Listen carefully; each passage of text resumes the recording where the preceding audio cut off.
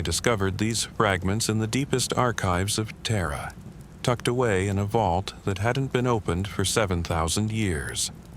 The parchments were wrapped in silk that crumbled at my touch, their contents written in a hand so ancient that the ink had turned to silver with age.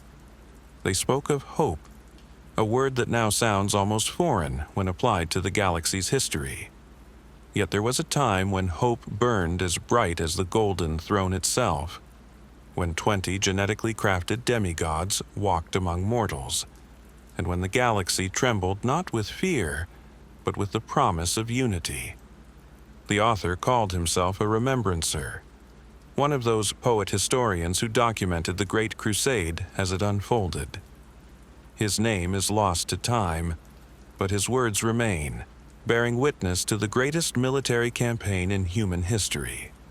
Through his eyes, I glimpsed something that our blood-soaked age has forgotten, what it felt like to believe that humanity could truly be united under one banner, that the darkness between the stars could be pushed back forever, and that the Emperor's vision could become reality. As I read those faded words by candlelight in my study, high above the hive spires, I found myself transported to that golden age of conquest and hope.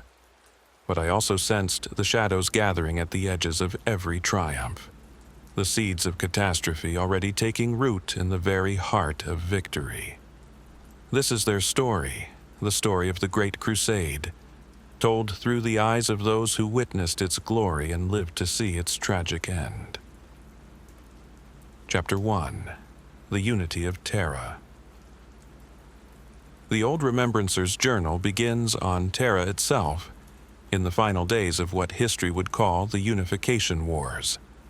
I can almost feel the weight of history pressing down as I read his account of those last desperate battles that would determine humanity's fate. I was present when the final holdout fell, he wrote, his script growing smaller as if the memory required careful handling. The Indonesic bloc had resisted the Emperor for 2 years, their gene warriors augmented with Dark Age technology that made them nearly as dangerous as Astartes. When their capital finally burned, I watched from the command bunker as the Emperor himself walked through the ruins, not in triumph, but with something that looked almost like grief.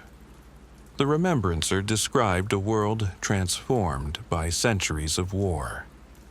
Terra had become a wasteland of poisoned seas and radioactive deserts, where the techno-barbarian warlords ruled over the ashes of old Earth, yet beneath this devastation lay something precious, the birth world of humanity itself, the cradle from which mankind had first reached for the stars. He moved through the devastation like a golden ghost, the journal continued. I had seen the Emperor before, of course, but always at a distance, always shrouded in ceremony and legend. This was different. Here, among the corpses and the burning buildings, I saw him as he truly was. Not a god, but a man carrying the weight of an entire species on his shoulders. When he knelt beside a dying gene warrior, one of his enemies, and closed the man's eyes with his own hands, I understood that this conquest was not about dominion, it was about survival. The Thunder Warriors had spearheaded the final campaigns, those brutal proto-Astartes who were both the Emperor's greatest weapon and his most tragic creation. The Remembrancer had interviewed many of them in their final days, before they were quietly replaced by the more stable Space Marine legions. Their accounts painted a picture of warriors who knew they were dying, their enhanced physiology burning them out from within, yet continued to fight because they believed in their cause. Arik Tyrannus spoke to me just days before his death, the Remembrancer noted. His skin was already taking on that gray pallor that marked the final stages of Thunder Warrior degeneration, but his eyes still burned with purpose. "We were made to break the chains," he told me. "Our brothers who come after, they'll forge them anew, but we broke them first." There was no bitterness in his voice, only a kind of terrible satisfaction. As Terra was finally unified under the Emperor's rule, vast reconstruction projects began. The poisoned seas were drained and purified, the radioactive zones cleansed, and great cities rose from the ashes of the old world. But it was the preparations for something far greater that truly caught the Remembrancers' attention: the construction of what would become the launching point for humanity's expansion into the stars. The shipyards above Terra grew like metal forests, he wrote, his description tinged with wonder. Each day brought new vessels, some so massive that they blocked out the sun from the surface. But it was not just the ships that impressed me. It was the men who would crew them. I watched as young recruits from across Terra underwent the trials that would transform them into space marines, witnessing transformations that seemed more miraculous than scientific. These were not just soldiers being trained, but instruments of destiny being forged. The Emperor's vision extended far beyond mere conquest. The Remembrancer documented conversations with the mysterious figures who would become the Primarchs' gene fathers, the scientists and generals who understood that unity on Terra was only the beginning. Professor Valdez showed me star charts that made my head spin, he recalled. Thousands of human colonies, scattered across the galaxy like seeds on the wind. Some had thrived, some had fallen to xenos' predation, and some had simply vanished into the darkness between the stars. Each one represents a fragment of our heritage, he told me, and each one must be reclaimed. But even in those early days of hope and preparation, the Remembrancer noticed troubling undercurrents. The project to create the Primarchs proceeded in unprecedented secrecy, and even high-ranking officials spoke of it only in whispers. Strange accidents plagued the laboratories, and some of the Emperor's most trusted advisors had begun reporting disturbing dreams. There were 20 cribs in the primary laboratory, the Remembrancer noted in what would prove to be one of his most significant observations. I counted them myself during a brief tour granted to select Remembrancers. 20 perfect infants, each one radiating a power that made my skin crawl and my heart soar simultaneously. When I asked their chief geneticist how long until they would be ready to lead their legions, he looked at me with eyes full of fear and wonder. If all goes well, he said, they will be ready in decades. If all goes poorly. He never finished that sentence, but I could see the weight of terrible possibilities in his expression. The loss of the Primarchs to the Chaos God's intervention devastated the Emperor's plans, but it did not break his resolve. The Remembrancer witnessed the aftermath of that catastrophe. Laboratories sealed, scientists sworn to secrecy, and the Emperor himself locked away for 3 days and nights in chambers that no one was permitted to enter. When he emerged, the Remembrancer wrote, he was changed, not diminished, but somehow harder, as if he had looked into the abyss and seen something there that required new measures of strength. The Great Crusade would proceed, he announced, but it would take a different form than originally planned. Instead of 20 suns leading 20 legions into a galaxy ready to welcome them, we would have 20 legions searching for 20 lost brothers in a universe that had grown infinitely more dangerous. Chapter 2. The Legion's Ascendant. The journal's next section transported me to the massive fortress monasteries that rose around Terra like metal mountains, each one dedicated to forging the warriors who would carry the Emperor's banner to the stars. The Remembrancer had been granted unprecedented access to these facilities, and his accounts provide a window into the transformation of ordinary humans into the Astartes, the angels of death who would become legend. I watched a recruitment trial on the ice plains of Nordafrique, he wrote, his words heavy with the weight of witnessed transformation. 1,000 boys entered the trial. They were strong, these young men, chosen from the finest warrior bloodlines of the unified tribes. They had already survived preliminary tests that would have killed lesser candidates. Yet, by the trial's end, only 30 remained alive, and of those, only 12 would prove compatible with the gene seed implantation process. The Remembrancer described the Astartes creation process with the eye of a poet and the precision of a scholar. Each phase of the transformation was documented, from the initial implantation of the secondary heart to the final activation of the black carapace that would allow the new Space Marine to interface with power armor. But it was the human cost that seemed to affect him most deeply. Brother Sergeant Kestros of the 14th Legion spoke to me about his transformation, the journal recorded.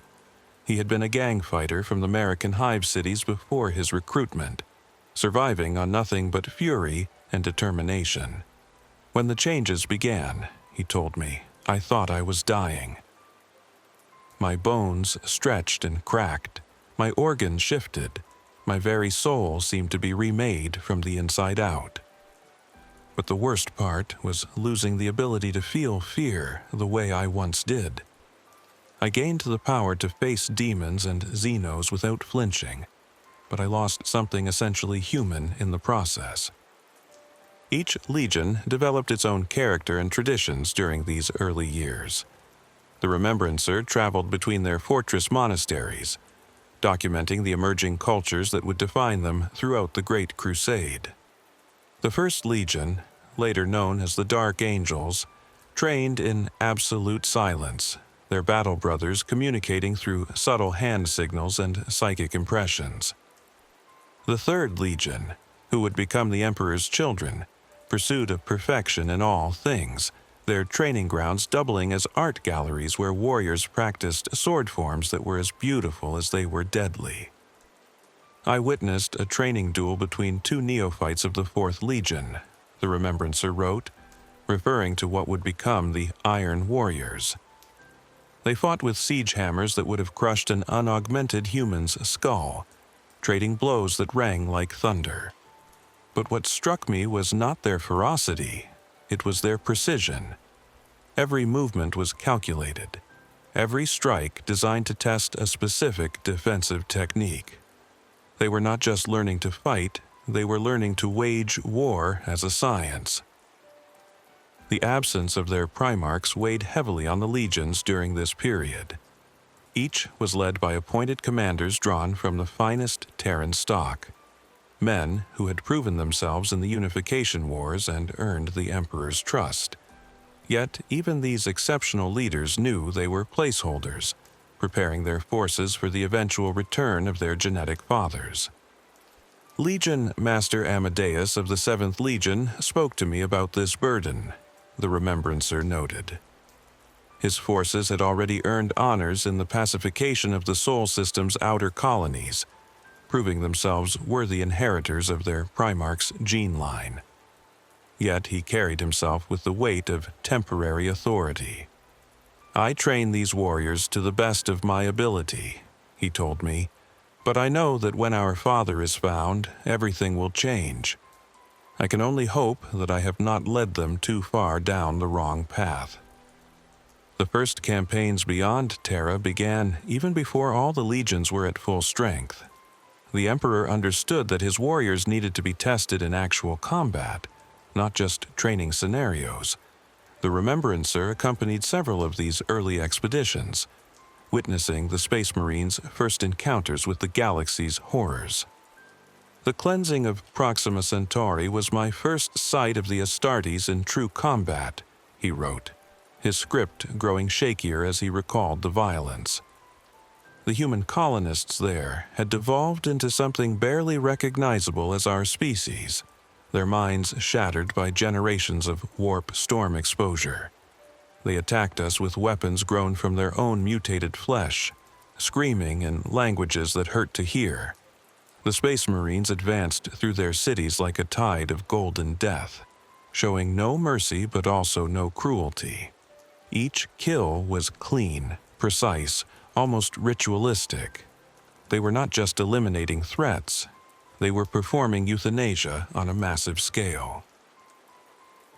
These early campaigns revealed both the potential and the limitations of the legions without their Primarchs.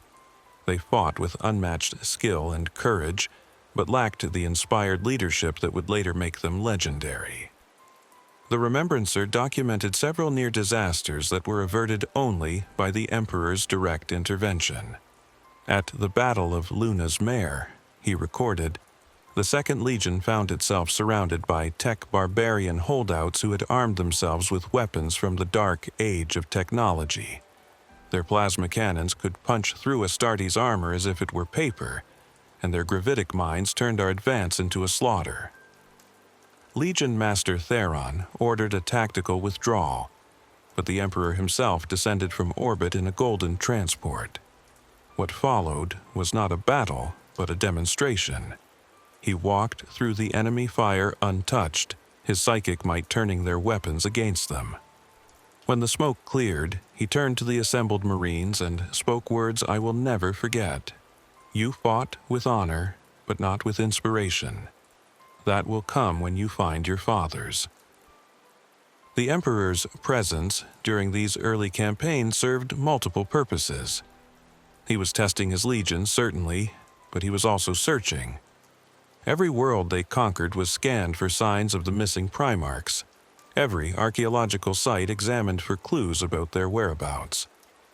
The Remembrancer accompanied several of these searches, witnessing the Emperor's growing frustration as each lead proved false.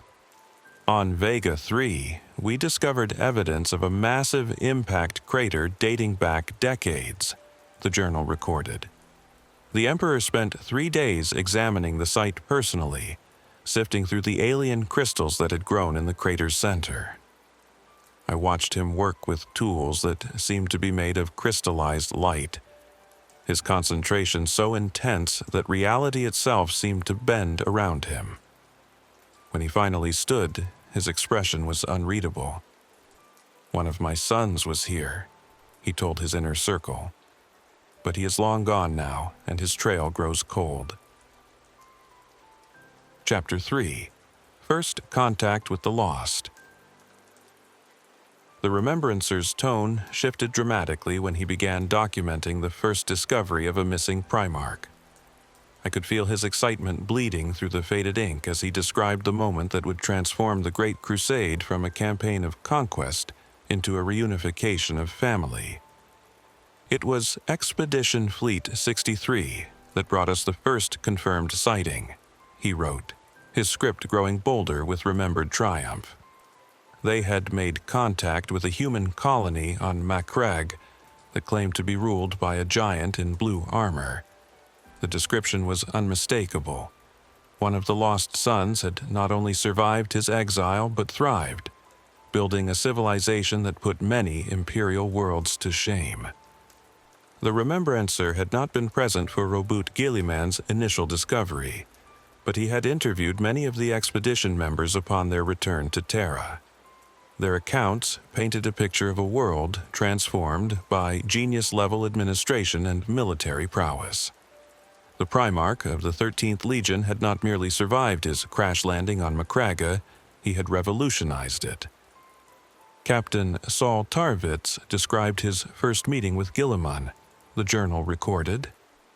The Primarch stood in his throne room wearing ceremonial armor that gleamed like captured starlight, surrounded by charts and strategic displays that covered the entire chamber. But it was his eyes that struck Tarvitz most forcefully, eyes that held the weight of profound responsibility and the light of unwavering determination. I have been preparing for this moment my entire life, Guilliman told the expedition commander, though I did not know what form it would take. The reunion between Guilliman and the Emperor became the template for all subsequent Primarch discoveries. The Remembrancer had been granted permission to witness this historic meeting through a one-way viewing portal, and his description of it still gives me chills decades later. The Emperor arrived on Macragge not in conquest, but as a father coming to reclaim his son, he wrote. Guilliman waited for him in the great courtyard of his palace, flanked by his finest warriors but making no attempt to present an intimidating front.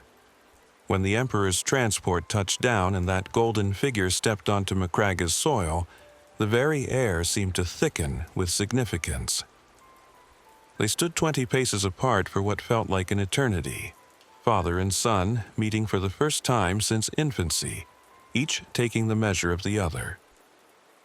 The conversation that followed was conducted in private, but the Remembrancer documented its effects.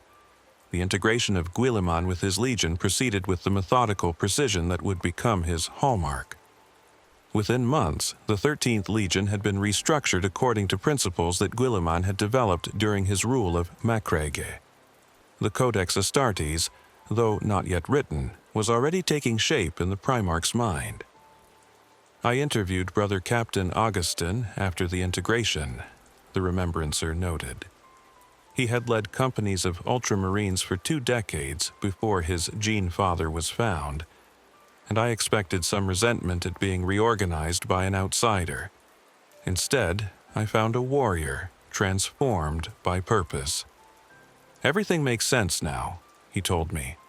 "All our training, all our victories, they were just preparation.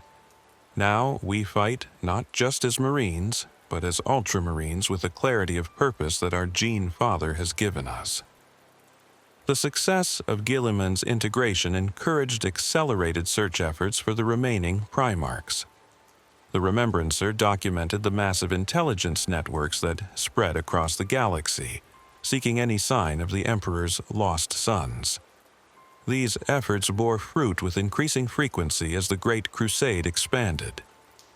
The discovery of Fulgrim on Chemos changed everything about how we understood adaptation, the journal recorded. Where Guilliman had taken a thriving world and perfected it, Fulgrim had inherited a dying planet and restored it to life through sheer force of will and artisanship. The chemical taint that had poisoned Chemos for generations was not just cleansed, but transformed into the foundation for industry and art that surpassed anything in the galaxy. Each Primarch's discovery revealed new aspects of their shared genetic heritage while highlighting their individual uniqueness. The Remembrancer traveled with several expedition fleets during this period, witnessing the moments when legendary figures first met their fathers and brothers. "I was present when Horus first stood in the same chamber as Guilliman and Fulgrim," he wrote, his words tinged with awe. 3 demigods, each bearing the mark of their unique upbringing, yet clearly shaped from the same divine template. They spoke of their adoptive worlds, their accomplishments, their dreams for the future. But beneath the words, I could sense something deeper, a recognition of kinship that went beyond genetics. They were brothers not just in blood, but in purpose. The integration of each Primarch with their legion followed different patterns. Where Guilliman had systematically reorganized the Ultramarines, others took more intuitive approaches. The Remembrancer documented Fulgrim's first address to the Emperor's children, a speech that lasted 7 hours and left hardened Space Marines weeping with inspiration. Fulgrim spoke to them not as a commander addressing troops, but as an artist unveiling his masterwork, the journal recorded. He praised their achievements while pointing toward greater perfection yet to be attained. When he finished speaking, Captain Fabius approached the dais and knelt, offering his sword in service. But Fulgrim raised him up and embraced him as a brother, saying words that would become legendary within the Legion. "We shall be perfect together." The psychological impact of finding their Primarchs transformed the legions in ways that went beyond military effectiveness. The Remembrancer interviewed hundreds of Space Marines during this period, documenting a phenomenon he called genetic awakening, a sense of completeness that came with being reunited with their gene fathers. Brother Sergeant Lucius of the Emperor's Children described it as coming home to a place I'd never been, the Remembrancer wrote. The presence of his Primarch had awakened something dormant in his enhanced genetics, a drive toward perfection that had been incomplete without its guiding influence. Similar accounts came from every legion as they were reunited with their fathers. Warriors of the Third Legion spoke of newfound artistic inspiration, while the Ultramarines developed an almost supernatural understanding of tactical doctrine. But not every discovery proceeded smoothly. The Remembrancer documented several instances where Primarchs had been shaped by their environments in ways that created friction with Imperial doctrine. These tensions, though managed successfully during the Great Crusade, would later prove prophetic of deeper conflicts to come. The discovery of Angron on Nuceria presented challenges unlike any we had faced, the journal noted ominously. Here was a Primarch who had been enslaved, brutalized, and surgically modified against his will. The Emperor's decision to extract Angron alone, leaving his gladiator brothers to die in their rebellion, created a wound that would never fully heal. I watched the 12th Legion struggle to integrate with a father who saw them not as sons, but as reminders of a freedom he had been denied. Chapter 4. The Golden Age of Conquest. As more Primarchs were discovered and integrated with their legions, the Great Crusade transformed from a series of expeditions into an unstoppable tide of conquest and reunification. The Remembrancer's accounts from this period glow with the confidence of inevitable victory, though even he could not entirely ignore the shadows that were beginning to gather at the edges of triumph. "The galaxy trembled before our advance," he wrote, his words carrying the intoxicating certainty of the age. World after world knelt before the Emperor's banner, not just in defeat but in recognition of a greater destiny. We brought not merely conquest, but enlightenment, the restoration of human heritage, the cleansing of xenos corruption, and the promise of a future free from the darkness that had plagued mankind for millennia. The Remembrancer had been assigned to document the Ulanor Crusade, the largest military operation mounted during the Great Crusade's peak. His descriptions of the massive preparations make clear that this was more than a military campaign. It was a demonstration of the Imperium's power and unity at its absolute zenith. I stood on the observation deck of the Vengeful Spirit as our fleet translated from the warp above Ulanor, he recorded. The sight that greeted us defied comprehension. A green world covered entirely by orc settlements, their cities sprawling across continents like metal cancers. Our scouts estimated nearly 1 billion greenskins on the planet's surface, led by an orc warlord whose power had united tribes that had warred against each other for centuries. This was the threat that had drawn the personal attention of the Emperor himself, along with 8 of his sons. The coordination between the Primarchs during Ulanor showcased the Great Crusade at its most effective. Each legion brought its unique strengths to bear in a symphony of destruction that the Remembrancer struggled to capture in words. Horus led the spearhead assault with typical audacity, he wrote. The Luna Wolves struck directly at the Orc command structures, while the Imperial Fists fortified captured positions with supernatural efficiency.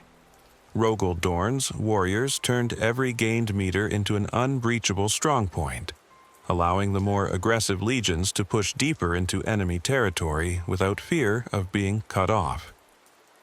The Remembrancer's account of the Emperor's personal involvement in the Ulanor campaign reveals the master of mankind at the height of his power and confidence. Far from the distant figure he would later become, the Emperor fought alongside his sons with the joy of a father watching his children excel. I witnessed the Emperor duel the Orc warlord Urlak Urg in the final assault, the journal recorded, the script growing more elaborate, as if the Remembrancer was trying to do justice to the magnitude of what he had seen. The beast stood 4 meters tall, armored in scavenged ceramite and wielding a power claw that could shear through tank armor. Yet the Emperor fought him not with contempt, but with something approaching respect. One warrior acknowledging another's skill even as he demonstrated his own superiority. The aftermath of Ulanor marked a turning point in the Great Crusade's narrative, though the Remembrancer could not have known it at the time. The triumph ceremony where Horus was elevated to War Master represented the apotheosis of imperial achievement, yet it also marked the beginning of the Emperor's withdrawal from active leadership. The ceremony took place in the ruins of the Orc capital, the Remembrancer wrote, his tone still radiating the pride of that moment. Representatives from 1,000 worlds had gathered to witness the Emperor's announcement. When he named Horus as War Master, granting him authority over all military operations, the cheers could be heard across the planet. Horus knelt before his father, and the Emperor placed a laurel crown upon his son's head. Not the simple victory wreaths we had seen before, but an artifact of such craftsmanship that it seemed to capture starlight itself. The Remembrancer interviewed several Primarchs after the ceremony, capturing their reactions to their brother's elevation, and the Emperor's surprising announcement that he would be returning to Terra. Fulgrim spoke with characteristic eloquence about his brother's worthiness, the journal noted. But I sensed something beneath his words. Not jealousy, for the Emperor's children had achieved their own glories, but a kind of philosophical uncertainty. Horus bears this burden magnificently, he told me, but I wonder if any of us truly understand why our father has chosen this moment to step back from the war he himself began. Other Primarchs were more direct in their concerns. The Remembrancer documented a private conversation between Rogel Dorn and Roboot Guilliman that revealed the strategic minds behind their legendary facades. Dorn's assessment was characteristically blunt, he wrote. The Emperor's withdrawal creates vulnerabilities in our command structure, he told Guilliman. Horus is capable, perhaps the most capable among us, but he is still one man attempting to coordinate the actions of 18 legions across half a galaxy. Guilliman's response was more diplomatic but no less concerned. We must trust in our father's wisdom, but we must also prepare for challenges we may not yet foresee. The Remembrancer's accounts from the years following Ulanor show the Great Crusade at its most effective, but also reveal the first hairline cracks in its foundation. With the Emperor withdrawn to Terra and Horus, assuming operational command, the dynamics between the Primarchs began to shift in subtle but significant ways. I accompanied the Iron Warriors to the Siege of Deluge, the journal recorded. Perturabo's forces had been tasked with reducing a series of fortified worlds whose human defenders had fallen to chaos corruption. The campaign lasted 3 years and cost the 4th Legion nearly 20,000 casualties. When victory was finally achieved, there was no triumph ceremony, no recognition from Terra, only orders to move on to the next siege. I watched Perturabo study casualty reports in his command tent, his expression unreadable, but his silence speaking volumes. The increasing specialization of the legions, while effective, also led to growing isolation. The Remembrancer noted how certain Primarchs began to feel burdened by the types of warfare their forces were consistently assigned. The Night Lords found themselves perpetually deployed against human rebels whose crimes demanded the harshest punishment, he wrote. Conrad Kurz's methods were undeniably effective. Entire systems would surrender rather than face the 8th Legion's reputation for cruelty. But I interviewed several Night Lords captains who spoke of their growing disconnection from their more honorable brothers. We do the dark work so that others can remain clean, Captain Shang told me. But sometimes I wonder if we're becoming the very monsters we were created to fight. Despite these growing tensions, the Great Crusade continued to achieve unprecedented victories. The Remembrancer documented the liberation of the Coronid Deeps, where Magnus the Red led his 1,000 sons in breaking the psychic shields that had hidden an entire subsector from Imperial detection. The campaign showcased the 15th Legion's unique capabilities while also revealing the growing complexity of threats the Imperium faced. Magnus descended into the Coronid vaults personally, the Remembrancer wrote, his description tinged with the awe that the Red Primarch inspired in all who witnessed his psychic might. For 77 hours, he battled entities of pure thought in a realm that existed parallel to our own reality. When he finally emerged, aged by decades but triumphant, 17 human worlds had been freed from a curse that had lasted since the dark age of technology. The Remembrancer's account of the Great Crusade's golden age concludes with a reflection that seems almost prophetic in hindsight. "We believed ourselves invincible," he wrote, his script growing smaller and more contemplative. "We had found most of the Emperor's sons, united the galaxy's scattered human populations, and pushed back the darkness that had plagued mankind for millennia. Yet, in our moment of greatest triumph, I began to notice things that troubled me. The way some Primarchs looked at their father with questions they dared not voice. The growing frequency of warp storms that seemed to target our most important expeditions. The reports from the outer rim of entities that fled before our advance not in defeat, but as if they were regrouping for some greater assault. Perhaps these were just the natural growing pains of an empire spanning the galaxy. Or perhaps they were warnings of storms yet to come." Chapter 5. The Lodge and Brotherhood. The Remembrancer's journal takes a markedly different tone as he begins documenting the emergence of what he initially saw as beneficial fraternal bonds between the legions.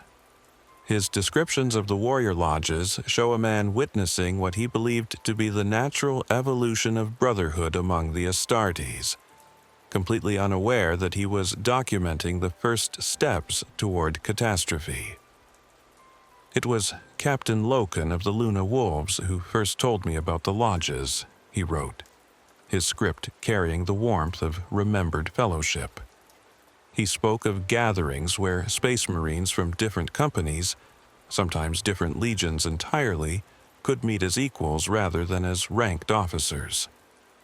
"Strip away the badges of rank, the company markings, the ceremonial trappings," he explained, "and we are simply brothers united in purpose."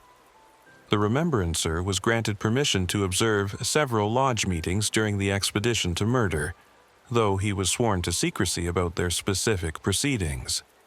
His accounts provide a window into what appeared to be innocent gatherings focused on mutual support and philosophical discussion. The lodge chamber was simple and unadorned, he documented. Veterans sat beside new inductees, captains spoke freely with sergeants, and the normal hierarchies that defined Astarte society were temporarily set aside. They discussed the challenges of their calling, the weight of command, the cost of their genetic enhancements, the sacrifices required to serve the Emperor's vision. I saw nothing but noble sentiment and genuine camaraderie. What the Remembrancer could not have known was that he was witnessing the early stages of corruption that would ultimately tear the galaxy apart. His accounts of lodge discussions take on an ominous quality when read with the knowledge of what was to come. Captain Erebus of the Word-Bearers often led the philosophical discussions, the journal noted. His insights into the nature of duty and sacrifice were profound, though I sometimes detected an undercurrent of melancholy in his words. He spoke of the challenges facing the legions as the Great Crusade expanded, the increasing complexity of threats, the growing distance from Terra and the Emperor's guidance, the questions that arose when fighting enemies who claimed to serve higher powers. The Remembrancer documented how the lodges spread throughout the expeditionary fleets, carrying with them ideas and perspectives that gradually began to shift the worldview of their members. What he saw as natural evolution was actually systematic indoctrination. Brother Captain Lucius spoke at length about the pursuit of perfection, he wrote, referring to what would later be recognized as early signs of corruption. He argued that the emperor's vision for humanity required not just military victory but spiritual enlightenment, a transcendence of mortal limitations through the pursuit of ideals beyond conventional understanding. His words resonated deeply with the assembled brothers, particularly those whose legions had faced the most challenging campaigns. The Remembrancer's accounts reveal how skillfully the corruption was introduced. Rather than outright heresy, the Lodge discussions focused on legitimate concerns and philosophical questions that any thoughtful warrior might reasonably ask. First, Captain Abaddon raised questions that many of us had privately considered, the journal recorded. Why had the Emperor withdrawn from the Great Crusade at its most crucial phase? What was the nature of the warp entities they increasingly encountered? How could the Imperium maintain unity across such vast distances without some form of spiritual foundation beyond mere imperial doctrine? The gradual shift in Lodge discussions became apparent only in retrospect. The Remembrancer documented conversations that seemed innocent at the time, but which later proved to be carefully orchestrated seeds of doubt. Chaplain Erebus spoke of dreams that had been troubling him, he wrote. Visions of the Emperor not as the noble father they knew, but as a being consumed by his own ambition, willing to sacrifice his sons for abstract principles of order and control. I do not question his wisdom, Erebus assured the gathering, but I wonder if we truly understand his ultimate purpose. The assembled brothers nodded thoughtfully, each carrying their own private doubts that such discussions seemed to legitimize. The Remembrancer's documentation of the Davin campaign provides crucial insight into how these philosophical discussions translated into practical action. His account of the Lodge meeting following Horus's wounding reveals the moment when seeds of corruption began to germinate into active rebellion. The War Master lay dying in his medici chamber while his sons gathered in emergency session, the journal recorded. The Lodge meeting that night was unlike any I had previously witnessed. Where once there had been thoughtful discussion, now there was desperate urgency. Captain Erebus proposed a solution to their crisis: consultation with the warrior shamans of Davin, whose knowledge of healing transcended conventional medicine. The Remembrancer was not present for the ritual that followed, but his interviews with participants revealed the moment when theoretical corruption became actual practice. Captain Loken described the chamber deep beneath Davin's surface, he wrote, his script growing shakier as he recorded words that clearly disturbed him. Ancient symbols covered the walls, not the clean geometry of imperial architecture, but organic shapes that seemed to writhe in the torchlight. The air itself felt thick, as if reality had grown unstable in that place. When the shamans began their ritual, speaking words and languages that predated human civilization, I could see doubt warring with desperation in every face present. The transformation of Horus during his recovery marked the true beginning of the end, though the Remembrancer could not recognize it at the time. His accounts of the War Master's changed demeanor provide chilling insight into how completely the corruption had taken hold. When Horus emerged from his convalescence, he seemed renewed in both body and purpose, the journal noted. Yet those closest to him reported subtle changes: a new intensity in his gaze, a tendency toward longer periods of private contemplation, and most significantly, a series of private meetings with representatives from legions that had not previously been part of his inner circle. The Remembrancer documented several conversations with Horus during this period, interviews that in retrospect reveal the War Master's growing alienation from his father's vision. The Emperor's plan is grander than any of us realized, Horus told me during our final interview, he wrote. But grandeur is not always the same as wisdom.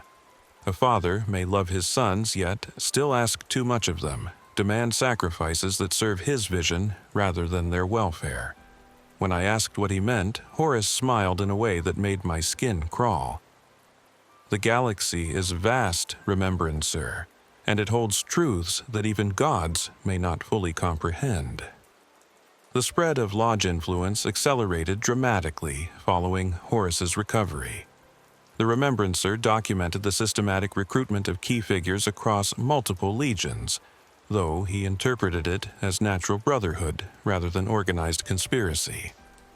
Captain Falcus Kibre spoke eloquently about the bonds that united warriors across legion boundaries, the journal recorded. He argued that the arbitrary divisions between the legions were artificial constraints that weakened their effectiveness. "We are all sons of the same Father," he declared, "inheritors of the same genetic legacy. Why should we allow administrative boundaries to divide what nature has made whole?"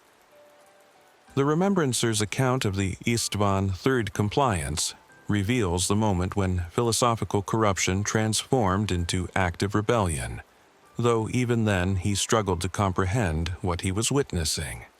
The orders for virus bombing came directly from the War Master. He wrote, his script growing increasingly erratic. 4 companies from each of the primary legions were to establish beachheads on the planet's surface while orbital bombardment eliminated resistance in the outer territories. It seemed a sound strategy for a swift compliance, though some questioned the necessity of such overwhelming force against human settlements. What followed was not swift compliance, but the first act of the galaxy-spanning civil war that would tear the Imperium apart. The Remembrancer's final entries from this period reveal a man struggling to process events that challenged everything he believed about the noble purpose of the Great Crusade. "The virus bombs fell at dawn," he recorded, his handwriting barely controlled. "But they did not strike the enemy positions we had identified. They struck our own forces. 4 companies of loyalists from the sons of Horus, Emperor's Children, Death Guard, and World Eaters were consumed in the Holocaust that followed. When I sought explanation from the command staff, I was told that intelligence had identified these forces as compromised by enemy agents. But the looks in their eyes told a different story. This was not error but intention." The Remembrancer's account of the aftermath reveals the complete transformation of the expedition's character. The lodge meetings that had once focused on brotherhood and philosophical discussion now became planning sessions for outright rebellion. Captain Erebus no longer spoke in measured tones about duty and sacrifice, the journal noted. His words burned with the fervor of true belief, but it was belief in something that stood in opposition to everything the Great Crusade had represented. "The Emperor has betrayed his own vision," he declared to the assembled brothers. "He seeks to cast down the powers that could elevate humanity to true transcendence, all for the sake of his own narrow ambitions." The Remembrancer's final entry from this period carries the weight of a man who has seen too much and understands too little. "I no longer know what I am documenting," he wrote. "The Great Crusade continues, but its purpose has been twisted into something unrecognizable. The War Master speaks of liberation, but I see only destruction. The Lodge Brothers talk of truth, but their truth is built on the ashes of loyalty. I fear that I have witnessed not the evolution of the Imperial mission, but its corruption from within. Yet, even now I cannot bring myself to believe that beings capable of such nobility could fall so far without cause. Perhaps there are truths about our purpose that I am not wise enough to understand. Or perhaps wisdom itself has become another casualty of this war that seems to be consuming everything I once held sacred." Chapter 6. The Shadows. Gather. The Remembrancer's journal entries from the period following Istvan III reveal a man caught between loyalty and growing horror as he witnessed the systematic betrayal of everything the Great Crusade had stood for. His accounts provide an intimate perspective on how quickly order could collapse when the bonds of trust were severed. "I received word from Terra through encrypted channels," he wrote, his script now hurried and often scratched out with corrections. "The Emperor had dispatched 7 legions to bring the rebel forces to account. The irony was not lost on me. More Astartes would gather at Istvan Fiv than had fought at any single engagement of the Great Crusade. But they would be fighting each other rather than humanity's enemies." The Remembrancer had managed to attach himself to the Iron Hands contingent, hoping that his status as an official chronicler would provide some protection in the coming storm. His descriptions of the Loyalist preparations reveal forces proceeding into battle with incomplete information about the true scope of the rebellion. Ferrus Manus commanded the advance with characteristic directness, the journal recorded. He spoke to his assembled captains with absolute certainty about their mission. They would crush the rebels swiftly and decisively, demonstrating the futility of challenging the Emperor's authority. When asked about reports of other legions joining Horus's rebellion, the Primarch dismissed them as enemy propaganda designed to sow doubt among the loyal forces. The Remembrancer's account of the initial assault on Istvan Fiv captures the moment when the loyal legions realized the true extent of the conspiracy they faced. "The first wave proceeded exactly as planned," he wrote, his words carrying the terrible weight of hindsight. "The Iron Hands, Raven Guard, and Salamanders struck the rebel positions with devastating effect, driving deep into their defensive lines. From my vantage point aboard the Iron Hands command vessel, victory seemed assured. Then the second wave began their descent, and everything changed. What followed was not reinforcement but massacre. The Remembrancer witnessed the moment when 4 legions revealed their true allegiance by turning their weapons on their supposed allies.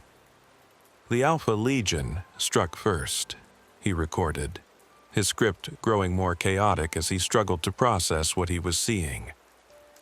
Their precise volleys caught the Iron Hands' rear formations completely off guard, shredding entire companies before they could react. Then the Word-Bearers added their fire, followed by the Night Lords and Iron Warriors.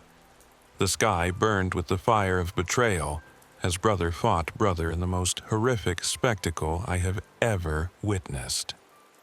The Remembrancer's description of Ferrus Manus's final moments provides one of the few eyewitness accounts of that tragic confrontation. The Primarch of the Iron Hands refused to retreat even as his legion was being systematically destroyed, he wrote. "I watched through enhanced optics as he carved his way toward the command positions where Fulgrim waited for him." The 2 Primarchs had been close during the Great Crusade. Their philosophical discussions about the relationship between flesh and metal had been legendary throughout the expedition fleets. Now they met as enemies, and their duel lasted barely minutes before Fulgrim's blade found its mark. The massacre at Istvan Fiv effectively ended the Loyalist forces' ability to contain the rebellion through conventional military action. The Remembrancer's account of the aftermath reveals the complete breakdown of the order that had defined the Great Crusade. Less than a tenth of the Loyalist forces escaped the killing field, he documented. The Raven Guard were scattered to the winds, the Salamanders presumed destroyed, and the Iron Hands reduced to a fraction of their former strength. But worse than the military defeat was what it represented. The final proof that the Brotherhood, which had united the legions, was not just broken, but had become actively corrupted. The Remembrancer managed to escape Istvan Fiv aboard a damaged Raven Guard vessel, beginning a harrowing journey that would take him across battlefields where former allies waged war with unprecedented savagery. "We received fragmentary reports as we fled toward Terra," he wrote. "Entire systems were declaring for either the Emperor or the War Master, often based on nothing more than the personal loyalty of their governors. The Night Lords had begun a campaign of terror across the eastern fringe, while the word-bearers spread their corrupted gospel to any who would listen. Most horrifying of all, reports spoke of demons, actual entities from the warp fighting alongside the rebel forces. The Remembrancer's journey brought him into contact with refugees from a dozen different worlds, each carrying tales of how quickly civilization could collapse when the institutions meant to protect it turned predatory. A trader from the Talon system described the Iron Warrior's siege of his homeworld, the journal recorded. Perturabo's forces had not merely conquered the planet, but systematically destroyed every structure that represented imperial authority. They were not seeking to claim territory, but to send a message that nothing the Emperor had built was permanent, that all his achievements could be reduced to rubble by those who understood the true nature of power. The transformation of the rebel legions horrified the Remembrancer even more than their betrayal. His accounts describe warriors he had known as noble defenders of humanity, becoming something altogether more sinister. I encountered survivors from Koth who spoke of the word bearer's assault on that world, he wrote, his script growing smaller, as if he feared the words themselves might carry contamination. The Legion, that had once been criticized for their slow pace of conquest, had revealed the reason for their deliberation. They had been systematically corrupting every world they liberated, seeding them with cults and hidden shrines that would later serve as the foundation for active rebellion. The Remembrancer's account of his eventual arrival on Terra provides a stark contrast between the decay spreading through the galaxy and the feverish preparations taking place on humanity's birthworld. The Imperial Palace had been transformed into a fortress beyond imagining, he documented. Rogel Dorn's engineers worked day and night to strengthen defenses that already seemed impregnable. Yet, beneath the confidence of their preparations, I sensed a terrible uncertainty. This was the Emperor's bastion, the heart of everything he had built, but it was also potentially the site of his final stand. The Remembrancer's interviews with defenders of Terra reveal the psychological impact of fighting a war where the enemy consisted of former brothers. Captain Alexis Pollux of the Imperial Fists spoke to me about the challenges of preparing for a siege where the attackers knew their defensive capabilities intimately, the journal recorded. Perturabo helped design some of these fortifications, he told me. He knows where every weakness lies, understands our tactical doctrines better than we do ourselves. We are not just fighting an enemy, we are fighting our own knowledge turned against us. The Remembrancer's final entries from this period capture the sense of an ending that hung over Terra as reports continued to arrive of the rebel forces' inexorable advance. Horus approaches with legions that bear familiar names but serve alien purposes, he wrote. The sons of Horus still wear the Luna Wolves' colors, but they fight alongside entities that should not exist in our reality. The Emperor's children maintain their pursuit of perfection, but their definition of that ideal has become something that would have horrified their former selves. Most tragic of all, they still believe they are fighting for humanity's salvation. They have simply redefined what salvation means. The journal's tone grows increasingly desperate as the Remembrancer grapples with the implications of what he has witnessed. I came to document the greatest triumph in human history, he concluded.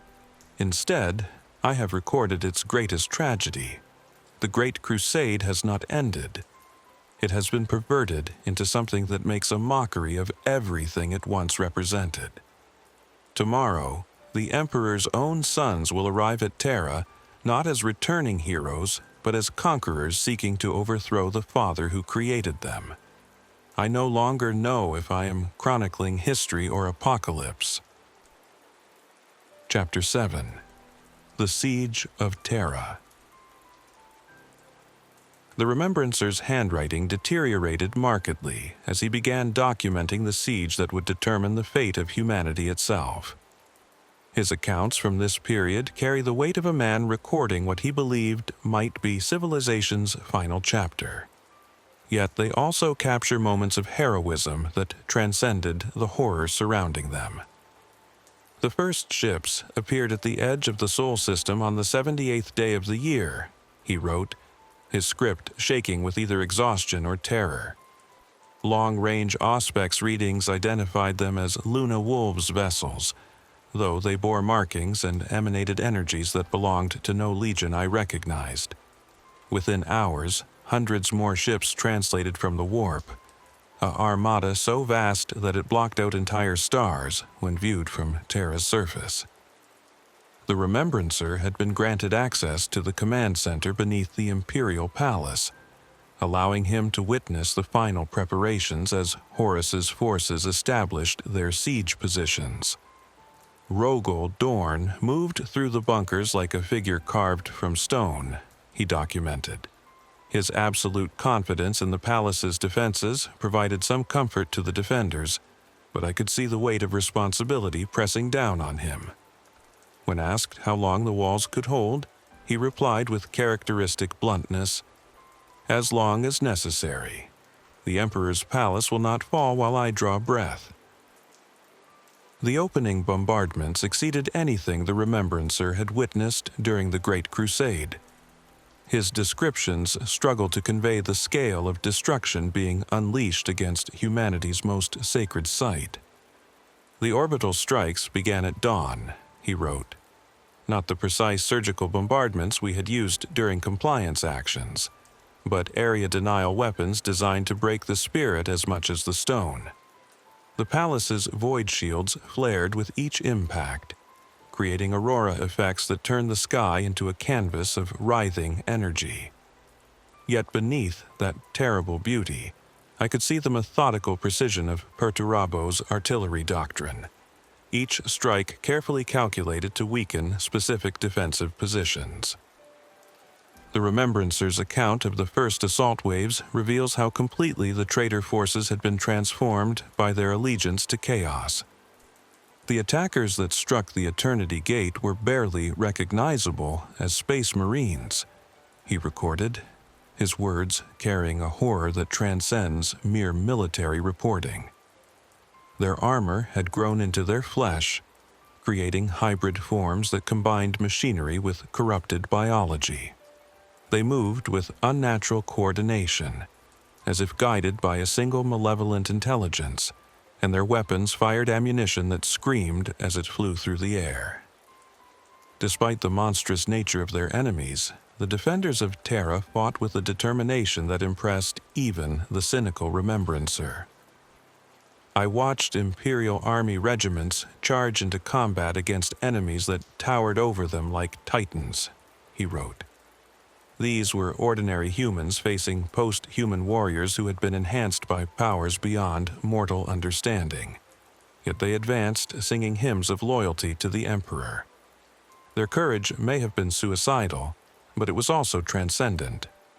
Proof that the human spirit could rise above any physical limitation when inspired by true belief.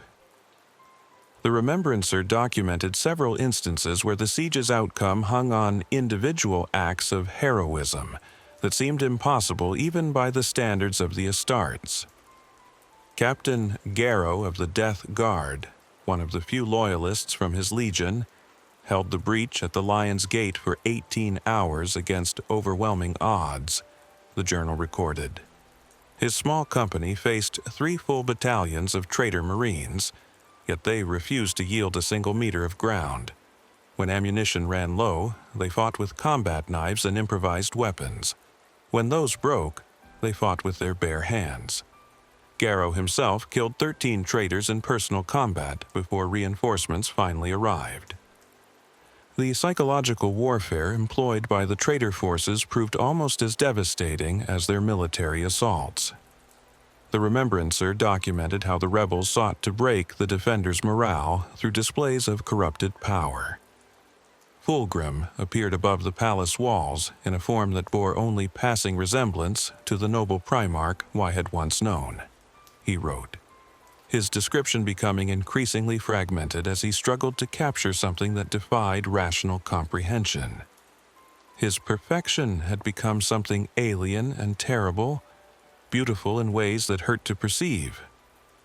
When he spoke, offering mercy to any who would abandon their posts, his voice carried harmonics that made strong men weep. Yet, for all his terrible charisma, the defenders held their positions. The Remembrancer's account of the breach at the Ultimate Gate provides a crucial insight into how close the siege came to ending in disaster for the Loyalists. The traitor Titans broke through the outer defenses on the 23rd day, he recorded. These god machines had been corrupted into forms that blasphemed against the Omnissiah's sacred designs. Their weapon mounts writhed like living flesh, and their void shields flickered with colors that should not exist. When they trained their weapons on the Ultimate Gate, I thought surely the end had come.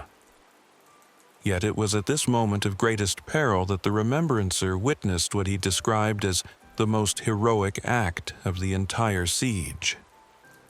Captain Lysander of the Imperial Fists led a sortie directly into the path of the advancing Titans, he wrote, his script growing bolder as if the heroism he was describing infected his own writing. His company carried melta-charges and plasma bombs, suicide weapons that required the carriers to approach within striking distance of their targets. They knew it was a death mission, yet they advanced without hesitation. When the charges detonated, taking 3 enemy Titans with them, the explosion could be felt throughout the palace complex. The siege's turning point came not through military action but through the Emperor's decision to end the stalemate through single combat.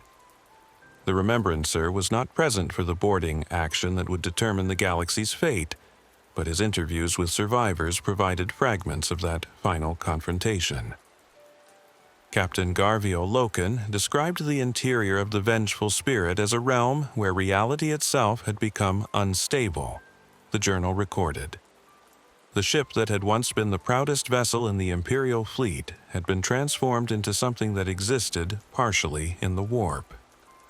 Corridors led to chambers that should not have fit within the ship's hull, and the very air thrummed with malevolent energy. The Remembrancer's account of the Emperor's duel with Horus relies on second-hand testimony, but his sources included some of the most reliable witnesses in the Imperium. Rogel Dorn spoke to me after the Emperor's return, he wrote, his script now barely controlled.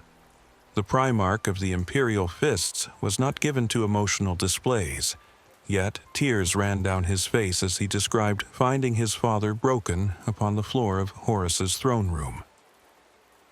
The War Master had been stripped of whatever power had sustained his rebellion, Dorn told me. Yet the cost of that victory may have been too high to bear. The aftermath of the Emperor's victory marked both the end of the siege and the beginning of a new and darker chapter in human history.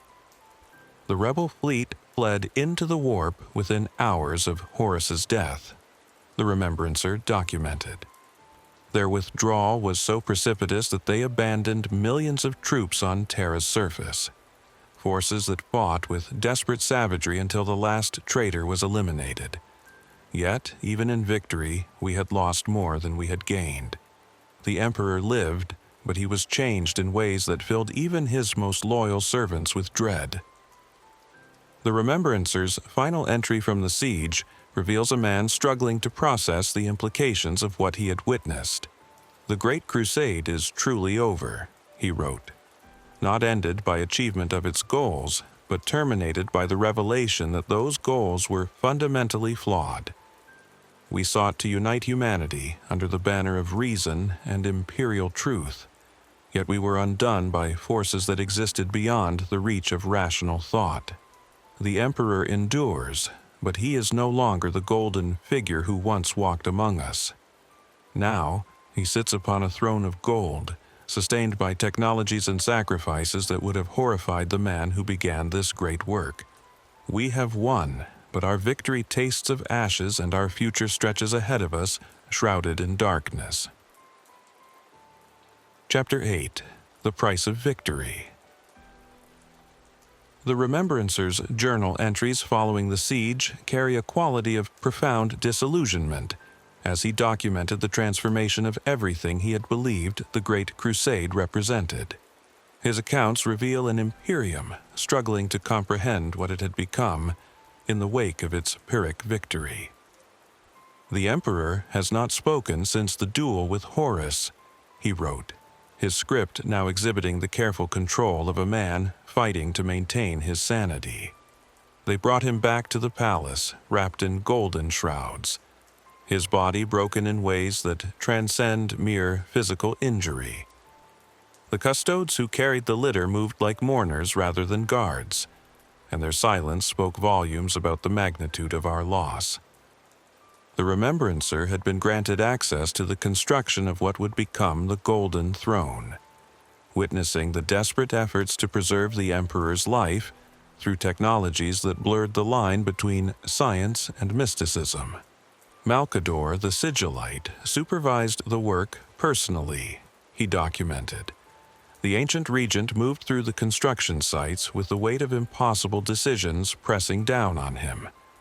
When I asked him about the nature of the device being built, he looked at me with eyes that had seen too much. "We are constructing a prison," he told me quietly, "not for our enemies but for ourselves."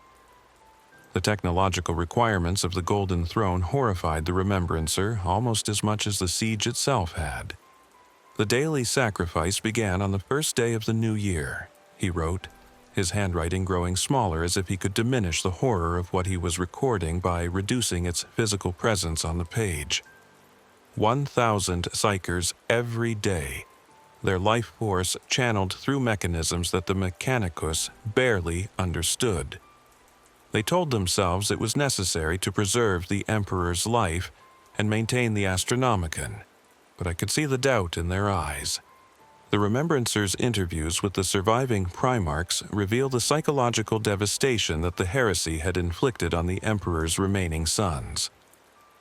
Robert Guillemin spoke to me about the practical challenges of governing an empire that had been fundamentally undermined by civil war, the journal recorded. His Codex Astartes represented an attempt to ensure that no single legion could again threaten the stability of the Imperium, but even he acknowledged that it was a response to symptoms rather than causes. "We are trying to prevent the last war rather than preparing for the next one," he told me with characteristic honesty. The dissolution of the legions into smaller chapters marked the end of the unified military force that had made the Great Crusade possible. The Remembrancer witnessed the ceremonies where ancient battle standards were retired and new ones consecrated, each moment weighted with the knowledge that an age of heroes had ended.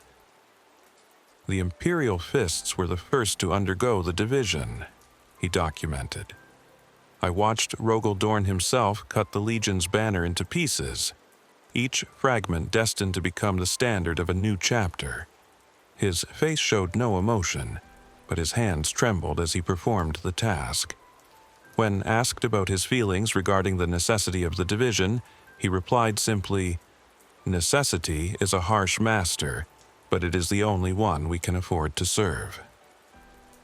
The Remembrancer's account of the early Codex implementations reveals the practical difficulties of restructuring military forces that had operated as unified commands for centuries. "The transition was not without casualties," he wrote. Several companies of Iron Hands refused to accept division from their parent legion, viewing it as a betrayal of their Primarch's sacrifice. The resulting confrontation required intervention from other chapters and left wounds that would take generations to heal. Similar incidents occurred throughout the fragmenting legions, as the warriors struggled to redefine their identities in the new order. The establishment of the Imperial Creed marked another fundamental transformation that the Remembrancers struggled to accept. "They have made a god of him," he wrote, his words carrying a mixture of resignation and horror. The imperial truth that once condemned religion as superstition and ignorance has been replaced by a faith that worships the very figure who fought to eliminate such beliefs. When I pointed out this contradiction to Ecclesiarch Van Dyer, he smiled with the confidence of the truly converted. Truth, he told me, is not what we believed yesterday. Truth is what we must believe today to survive tomorrow. The Remembrancer documented the systematic rewriting of history that accompanied these institutional changes. New textbooks were being distributed throughout the Imperium, he noted.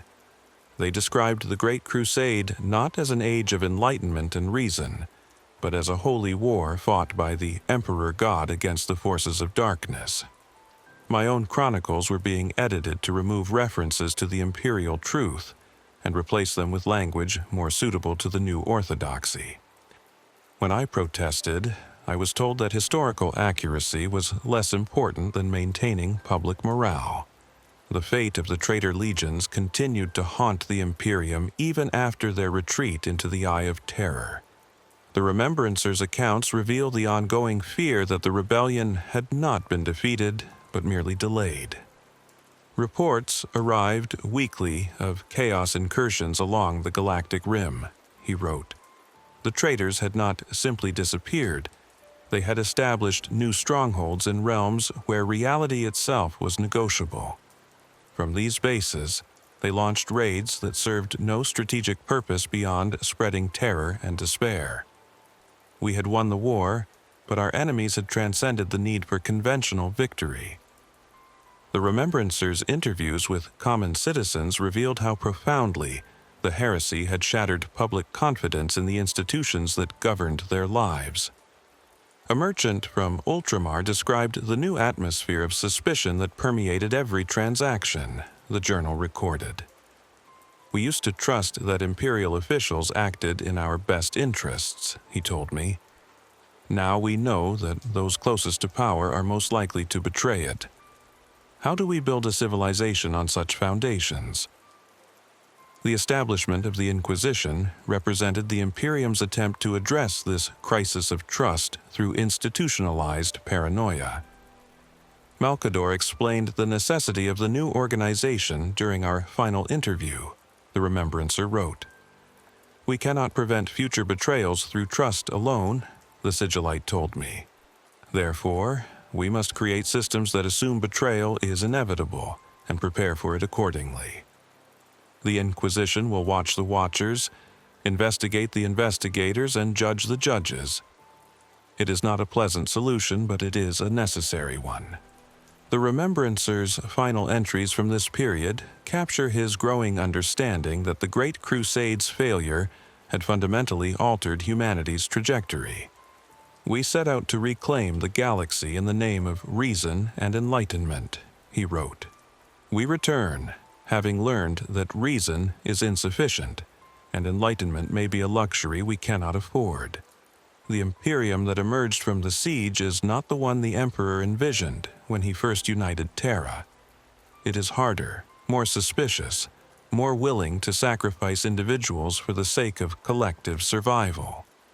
Perhaps this transformation was inevitable given the enemies we face. Or perhaps it represents the final victory of the forces we thought we had defeated. Chapter 9. The Long Twilight. The Remembrancer's journal takes on an increasingly prophetic quality as he documented the early years of what would become the long stagnation that defined the Imperium's subsequent history. His accounts reveal a civilization struggling to maintain itself while slowly forgetting what it had originally stood for. The great library of Terra burned today, he wrote, his script conveying a weariness that transcended mere physical exhaustion. Not from enemy action, but from a directive issued by the newly formed Adeptus Ministorum. The works of ancient philosophers, scientists, and freethinkers were deemed incompatible with imperial doctrine and consigned to the flames. I watched 3 millennia of human intellectual achievement reduced to ash in a single afternoon. The Remembrancer had been witness to the systematic destruction of the imperial truth's intellectual foundations as the nascent ecclesiarchy consolidated its power. Cardinal Benedin spoke with absolute certainty about the necessity of these purges, he documented. According to him, knowledge that encouraged independent thought was inherently dangerous in an age where heretical ideas could lead to literal damnation. Better a population that believes without questioning than scholars who question themselves into the arms of chaos, he declared. When I pointed out that this was the opposite of everything the Great Crusade had proclaimed, he smiled with pitying condescension. The Great Crusade was a failure, Remembrancer. We are building something that will endure. The transformation of the Space Marine chapters from the unified legions continued to fragment the military effectiveness that had made the Great Crusade possible. The Remembrancer witnessed several incidents where the new organizational structure actively hindered operations. The Siege of Mordian Prime required the coordination of 7 different chapters, he wrote. Where once a single legion commander could have planned and executed the campaign in weeks, the new structure required months of negotiation between chapter masters, whose priorities and doctrines often conflicted. The world fell eventually, but only after unnecessary casualties that would have been avoided under the old system. The Remembrancer's interviews with veteran Space Marines revealed the psychological impact of the transition from legions to chapters. Brother Captain Thiel of the Ultramarines spoke candidly about the loss of continuity. The journal recorded, "His chapter maintained the highest standards of the Codex Astartes, yet he acknowledged that something indefinable had been lost in the division. We are no longer part of something greater than ourselves," he told me. "We serve the Emperor faithfully, but we have become isolated from the grand vision that once united all of his sons." The establishment of the High Lords of Terra as the Imperium's governing body marked another step away from the centralized authority that had characterized the Great Crusade. 12 voices now speak where once there was one, the Remembrancer noted. Each High Lord represents a different aspect of imperial governance, yet their meetings often devolve into territorial disputes that would have been resolved instantly by the Emperor's direct intervention. I attended several sessions where crucial decisions were delayed by procedural arguments, while urgent threats grew worse in the absence of action. The Remembrancer documented the growing bureaucratization that was transforming the Imperium from a dynamic conquest force into a defensive administrative state. Form 10,482B must now be completed in triplicate before any expeditionary force can be authorized, he wrote, his tone mixing disbelief with resignation. The same authorization process that once required a Primarch's verbal command now involves 17 different offices and can take months to complete. When I asked administratum officials about this proliferation of procedures, they explained that complexity was necessary to prevent corruption and unauthorized actions. The irony that this complexity made any action increasingly difficult seemed lost on them. The Remembrancer's accounts reveal how quickly the institutional memory of the Great Crusade was being lost or deliberately suppressed. New recruits to the Imperial Army are taught that the Great Crusade was a religious war, fought to spread the Emperor's divine truth, he documented.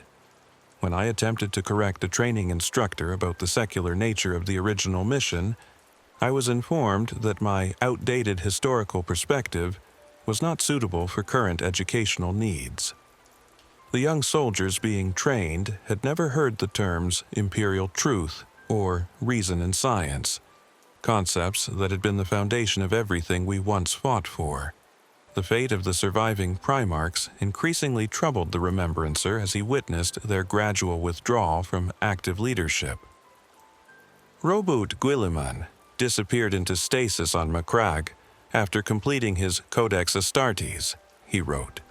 The official reports speak of a heroic sacrifice in battle against a demon prince, but those present described something different, a being overwhelmed by the magnitude of what humanity had become. He could not reconcile what the Imperium was with what he believed it should be, Captain Calgar told me privately. Perhaps stasis was preferable to watching it decay further.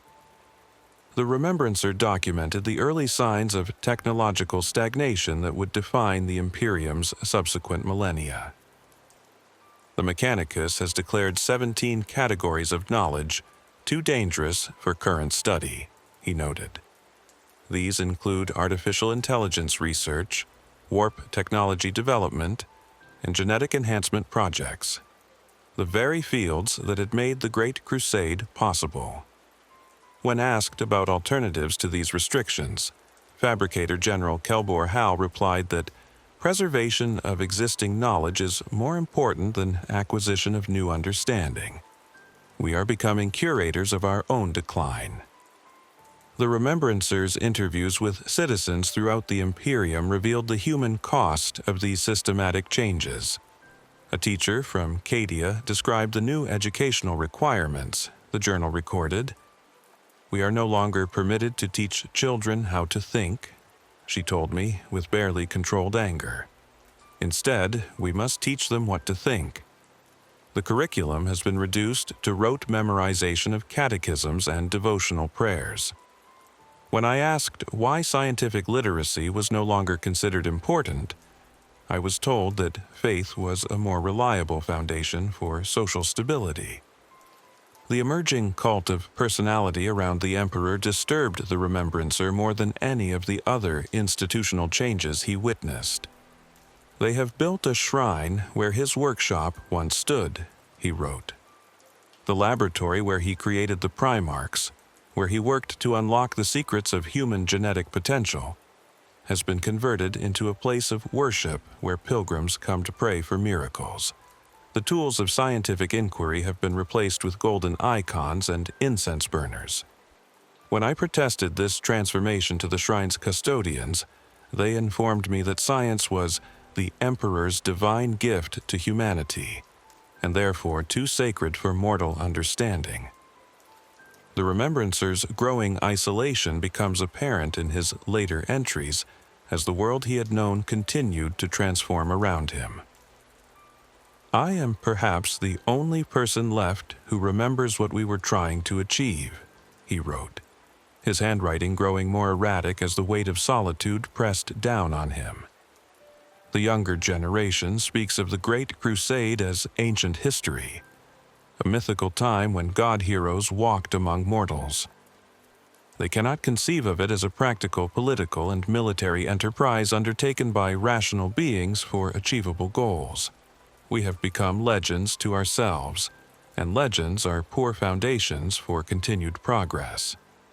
The journal's tone becomes increasingly elegiac as the Remembrancer recognizes that he is witnessing not just political transformation, but cultural death. "The last veteran of the Thunder Warriors died today," he recorded. "With him passed the final living link to the Unification Wars and the original vision that had driven the Emperor to unite Terra. I attended his funeral, a modest ceremony attended by perhaps a dozen people, none of whom truly understood what they were burying. Here was a warrior who had fought beside the Emperor himself, who had witnessed the birth of the dream that became the Great Crusade. Yet his death warranted barely a footnote in the official records." The Remembrancer's sense of displacement grew as the institutions he had served transformed beyond recognition. "The Remembrancer Order has been dissolved," he wrote with bitter irony. According to the Administratum Directive, artistic and historical documentation has been transferred to the authority of the ecclesiarchy. Future chroniclers will be selected based on their devotional purity rather than their ability to record accurate accounts.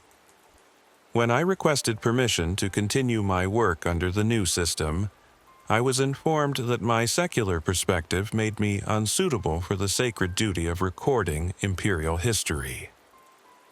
Chapter 10. The Final Testament. The Remembrancer's last entries carry the weight of a man who understands that he is witnessing the end of an age and the beginning of something far darker. His final observations provide a haunting coda to the greatest military campaign in human history. I write these words in hiding now, his script barely controlled by hands that trembled with age and sorrow. The Inquisition has declared my chronicles detrimental to imperial morale and ordered them destroyed. 3 inquisitors died defending my archives, good men who believed that truth should not be sacrificed to convenience. Their sacrifice has bought me time to complete this record, but I know that time grows short. The Remembrancer had spent his final years traveling in secret throughout the Imperium, documenting how completely the Great Crusade's ideals had been abandoned. On Olympia, I found children being taught that knowledge itself is heretical unless it serves the Emperor's glory, he wrote. The world that had produced Perturabo, a realm of learning and architectural achievement, now burns books faster than it can print them. When I asked a teacher why scientific education was forbidden, she looked at me with genuine confusion. "Why would anyone need to understand how things work?" she asked. "The Emperor provides everything we need." The transformation of human culture throughout the Imperium horrified the Remembrancer more than any military defeat. "We have become a civilization of children," he observed. "Citizens who once debated philosophy and explored the frontiers of knowledge now spend their days in prayer and ritual observance. The very curiosity that had driven humanity to the stars has been branded as dangerous pride that leads to corruption. We have chosen ignorance as our shield against chaos, not understanding that ignorance is itself a form of darkness." The Remembrancer's account of his final meeting with the surviving Primarch provides one of the most poignant moments in his entire chronicle. "I encountered Vulcan in the depths of Nocturne's great forges," he wrote. The Primarch was working alone, crafting something that gleamed with inner fire. When he saw me, his eyes filled with recognition and sorrow. "You still remember, don't you?" he asked quietly. "You remember what we were trying to build?" When I confirmed that I did, he nodded sadly. "Then you understand why I must remain hidden. The Imperium has no place for Primarchs who remember the imperial truth." The Remembrancer's analysis of the Imperium's transformation reveals his understanding of the historical forces that had driven the change. "Fear has become our master," he wrote. "Fear of chaos, fear of xenos, fear of our own potential for corruption.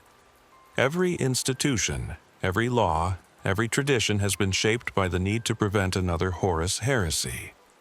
Yet in our terror of repeating past mistakes, we have created new ones that may prove even more destructive. We have built a civilization that survives by refusing to grow, that maintains itself by abandoning the very qualities that made it worth preserving." The Remembrancer's final assessment of the Great Crusade's legacy carries the wisdom of someone who had witnessed both its triumphs and its ultimate failure. "We succeeded beyond our wildest dreams and failed more completely than our worst nightmares," he wrote, his handwriting growing smaller as if he feared the words might escape and cause further damage. "We united the galaxy under human rule, then tore it apart through civil war. We reached for transcendence and found only bitter knowledge of our own limitations. We sought to eliminate ignorance and superstition, only to embrace them as necessary tools of survival." The Remembrancer's thoughts turned to the future, a future he would not live to see, but which he feared he understood all too well. "The Imperium will endure," he predicted with grim certainty. It has been built to last, with redundant systems and fail-safe mechanisms that can maintain basic functions even in the face of catastrophic leadership failures. But endurance is not the same as success, and survival is not the same as prosperity. We have created a civilization that can persist for millennia without ever again achieving anything worthy of the name greatness. Yet, even in his darkest moments, the Remembrancer retained flickers of the hope that had originally inspired the Great Crusade. Perhaps this is not the end, but merely an interlude, he wrote. Perhaps somewhere in the galaxy, the ideals we once fought for still burn in hidden hearts. The Emperor lives, even if he no longer speaks. The Primarchs endure, even if they have withdrawn from the world, and humanity itself continues, carrying within its genetic heritage the potential that once drove us to reach for the stars. The Remembrancer's final entry was written with hands that shook, not with age, but with the knowledge that his time had run out. "They have found me," he wrote. His script rushed, but still legible. "The Inquisitors are at my door, and I can hear them breaking down the seals I placed on this chamber.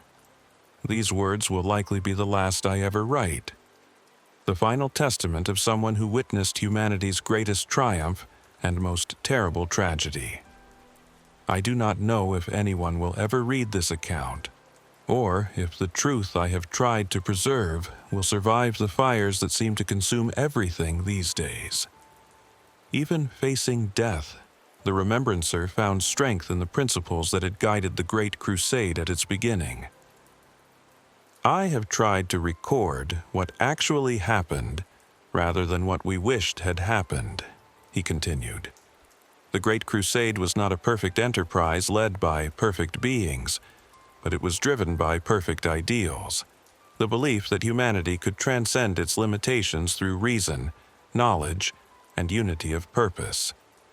Those ideals died when Horus fell, but perhaps they can be reborn in some distant age when the galaxy is ready for them again." The journal's final words were written in a different hand, steadier, more controlled, but filled with profound sadness. "The Inquisitors took him this morning," the new writer recorded. "I am Brother Nathaniel of the Imperial Fists, assigned to secure this facility. I found the Remembrancer's body clutching his quill, having written until the very end. The Inquisition ordered me to burn these chronicles along with everything else in this archive. Instead, I have hidden them in a place where they might survive until such time as the truth is valued more than comfort." Brother Nathaniel's postscript provides the final link between the Great Crusade's dreams and the grim reality that followed. "I never served in the Great Crusade. I was born into the Imperium that emerged from its ashes," he wrote. "Yet reading these accounts, I begin to understand what we lost when we chose security over possibility. The Remembrancer died believing that the ideals he chronicled might one day be reborn. For his sake, and for the sake of what humanity might yet become, I pray that he was right." As I close this ancient journal and return it to its hiding place, I am struck by the terrible irony of what I have read. The Great Crusade set out to eliminate ignorance and superstition, to unite humanity under the banner of reason and scientific progress. Yet its ultimate legacy was an empire built on faith and maintained through willful ignorance, a civilization that survives by refusing to remember what it once aspired to become. The Remembrancer's words have haunted me through these long nights of reading. His account reveals not just the events that shaped our galaxy, but the human cost of dreams deferred and ideals abandoned. The 20 Primarchs were meant to be humanity's greatest achievement, exemplars of what we might all become given sufficient vision and will. Instead, they became both our salvation and our damnation, their fraternal bonds transformed into the weapons that nearly destroyed everything they had been created to protect. Perhaps the most tragic aspect of the Remembrancer's chronicle is its revelation that the forces which corrupted the Great Crusade were not external enemies, but internal contradictions. The same human flaws that had plagued our species since its earliest days. Pride, ambition, the need for belonging, the fear of abandonment. These timeless weaknesses provided the tools that chaos used to turn humanity's greatest sons against their father and each other. Yet, even in tragedy, there is a kind of magnificence to the story the Remembrancer tells. For a brief, shining moment, humanity reached for transcendence and nearly achieved it. 20 demigods walked among mortals, leading armies of post-human warriors in a campaign to unite the galaxy under the banner of enlightenment. That this vision ultimately failed does not diminish the grandeur of its ambition or the nobility of those who fought to achieve it. The Emperor endures, though he no longer speaks. The Imperium persists, though it has forgotten why it was created. And somewhere in the darkness between the stars, the ideals that once drove the Great Crusade wait for the day when humanity might again be ready to embrace them. Until that distant dawn, we have only memory, and the hope that memory, however painful, might yet point the way toward redemption. In the grim darkness of the far future, there is only war. But there was once something more, something greater, something worthy of the highest aspirations of the human spirit. The Remembrancer died believing that such greatness might come again.